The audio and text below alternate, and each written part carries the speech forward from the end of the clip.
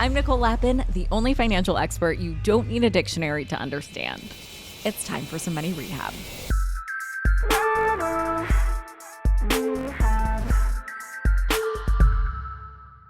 Who wants passive income? We all do, right? Well, here's a hot take. Passive income, also known as mailbox money, is a little bit of a scam. It is so hard to truly find passive income as we usually think of it, where money just falls out of the sky with little to no work on our end. But there are some ways you can build passive income streams for yourself. And the operative word here is build.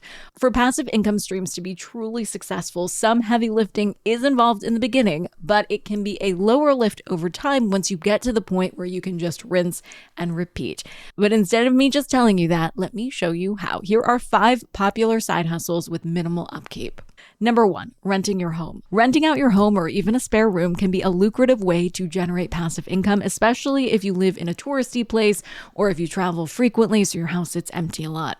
While you probably won't need to invest money up front in order to rent your home, although you can if you want to make some snazzy upgrades, it will take some time to set up the framework for your rental listing. For example, in order to put your house on a platform like Airbnb or VRBO, you're going to need to take photos of the space. While some people like to have those professionally taken, others might not find it necessary. But taking the extra time to make your home look extra rentable will set it apart from other rental properties in your area. Income from renting your house is subject to income tax, but you can deduct expenses like mortgage interest, property taxes, utilities, maintenance, and even depreciation. And there's a lovely loophole that allows you to rent your home for less than 2 weeks a year, totally tax-free. Yes, of course it is legal. It's called the Augusta Rule. It allows you to rent your house for 14 days or less without having to declare that income to the IRS, and therefore you don't have to pay any taxes on it. So if you're interested in renting your house on a small scale, taking advantage of the Augusta Rule is a must.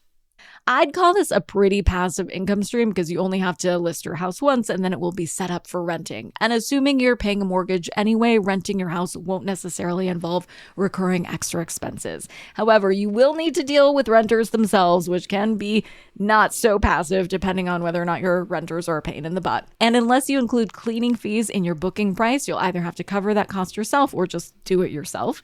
If that sounds not passive enough for you, then think about number 2, real estate crowdfunding. Real estate crowdfunding allows you to invest in real estate projects with relatively small amounts of money. You've probably heard of companies like Kickstarter, where founders can invite users to invest in their companies in small amounts. Real estate crowdfunding is the same idea. Real estate crowdfunding platforms pool money from a bunch of investors to finance properties. On these platforms, you'll find opportunities to invest in new construction of buildings designed to be rentals, multifamily apartment renovations, industrial properties like warehouses. The potential upside for investors is that you can earn a share of the rental income or profits from sales. On some platforms, you can start with as little as $10, which, to state the obvious, is a whole lot less than it would cost you to buy a rental property. To get started, you'll want to choose a trustworthy real estate crowdfunding platform. Investopedia and NerdWallet have good lists on these types of platforms that can help you decide which one you want to use. Once you pick the platform, you'll want to review the projects that are available there. Just like an investment in the stock market, you'll want to select the real estate investment that aligns with your investment goals and, of course, your risk tolerance. And also, just like the stock market, I wouldn't focus your energy on finding just one property that you think is going to be a big winner and putting all of your money in there. I'd look at making multiple smaller investments so you can diversify across different types of properties and different locations. While you do have to put in some work to determine which properties would be good investment opportunities for you, this becomes a passive way to benefit from real estate. And as I mentioned a second ago, you don't have to do any of the communication with renters or cleaning out spaces between short-term rentals that you would have to do if you're listing your home on Airbnb. Also, you're going to pick up quickly on the theme here, which is taxes. And yes, there are tax implications for real estate crowdfunding. Rental income and capital gains from real estate investments can be subject to taxes. And while the amount you can invest in real estate crowdfunding can be much lower than what you'd have to put into your own rental, you don't get any sweet Augusta Rule-esque tax breaks. However, there are also possible deductions and benefits to investing in real estate, like depreciation. When you're exploring real estate crowdfunding opportunities, you'll be able to see the information on tax implications and depreciation in the description of the investment opportunity, so be sure to look over those details before deciding to invest. Number 3, selling stock photos.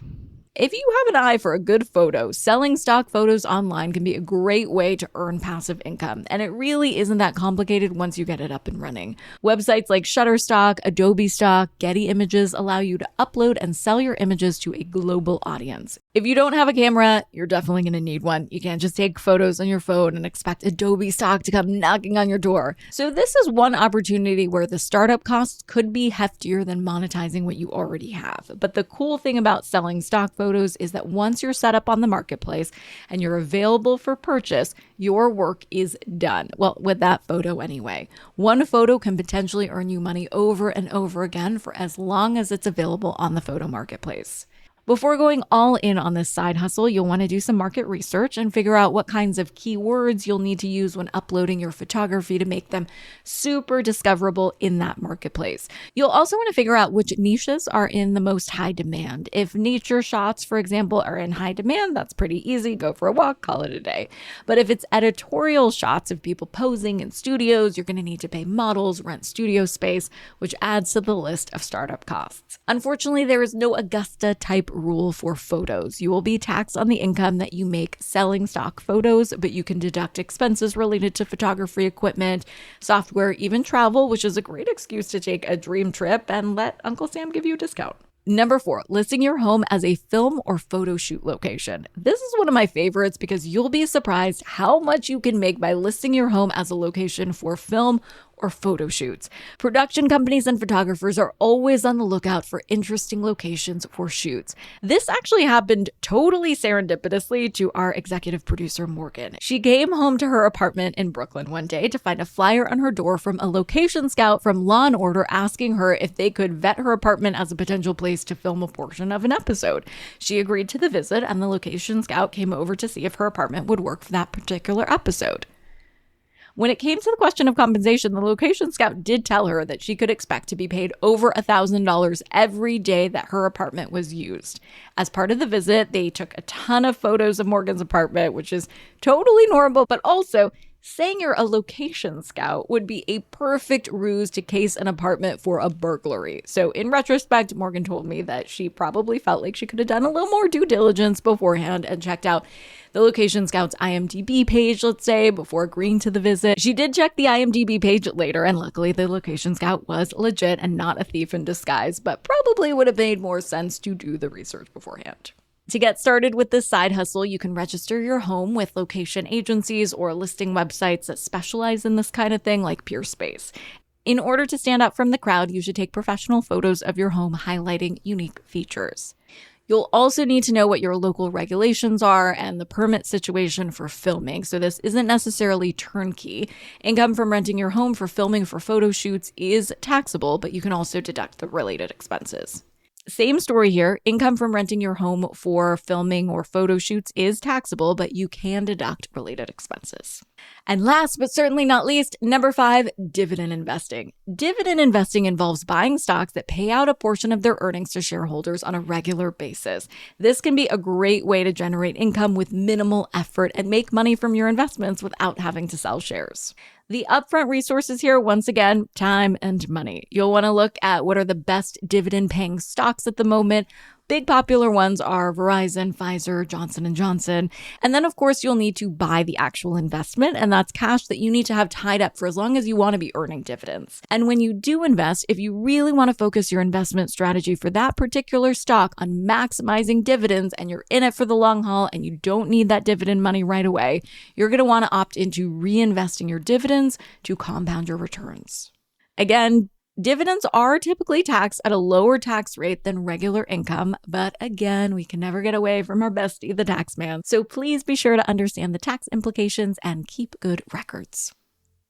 For today's tip, you can take straight to the bank. If you're really into the idea of rental properties and are even considering buying a rental property, there are websites completely dedicated to helping you project how much rental income you can make on Airbnb based on the zip code you're looking to buy in.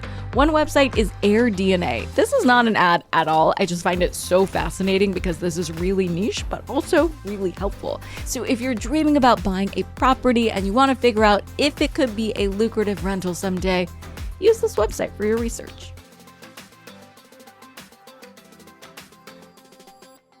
Money Rehab is a production of Money News Network. I'm your host, Nicole Lappin. Money Rehab's executive producer is Morgan Lavoie. Our researcher is Emily Holmes. Do you need some money rehab? And let's be honest, we all do. So email us your money questions, moneyrehab@moneynewsnetwork.com, to potentially have your questions answered on the show or even have a one-on-one intervention with me. And follow us on Instagram @moneynews and TikTok @moneynewsnetwork for exclusive video content. And lastly, thank you. No, seriously, thank you. Thank you for listening and for investing in yourself, which is the most important investment you can make.